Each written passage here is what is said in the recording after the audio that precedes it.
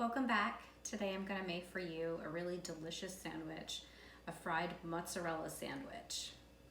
The things you'll need today to make the sandwich are 2 slices of any style bread. I'm using just regular homemade white bread.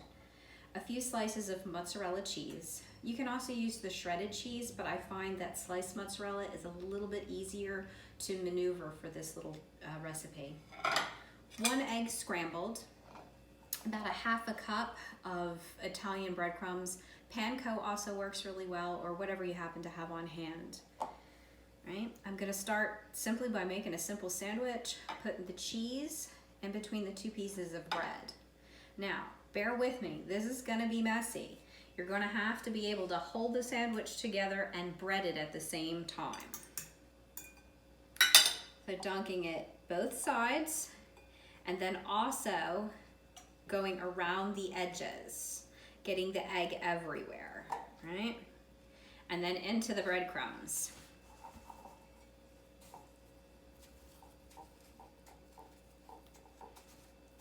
As the cheese starts to melt in the frying process, it'll begin to stick together better and make it easier for you to turn it over. So don't be alarmed. And like I always say, don't be stingy. Cover it as much as possible with the breadcrumbs. It's going to give it a nice seasoned flavor. So it's going to be kind of like having fried mozzarella sticks that's really a sandwich. Okay, I have a small pan here, and I'm going to fry the sandwich in the oil. You want to probably deep fry it out at about 350 degrees. You don't have to pan fry it as I'm doing it. You could also use a regular traditional deep fat fryer to do this process. But in keeping with time and for video purposes, I'm going to go ahead and pan fry. All right, I want to rest it down without burning myself. Okay. So I'm going to wait till it gets golden brown and then flip it. It's going to take anywhere from 4 to 5 minutes. So it's been about 4 minutes and it's gotten golden brown on one side.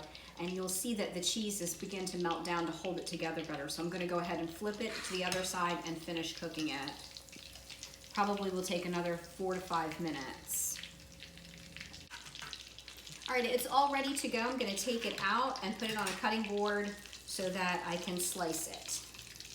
Just let a little bit of the grease drip down. If you'd like, you could also cool it on paper towels for a few minutes to absorb a little bit more of the grease, or on a cooling rack and let the grease drip off a little bit. But I think my oil was good and hot. It should be fine. So I let my sandwich cool for just about 2 minutes before I cut into it, just so that the cheese it's still hot, but it would stay in the sandwich, and also so I'm not going to scald myself. I garnished a plate with just a few grape tomatoes and a sprig of basil, keeping in the theme of Italian.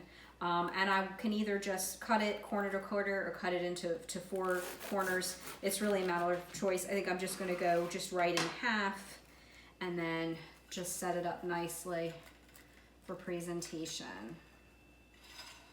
And there you have it, grilled Italian mozzarella sandwich.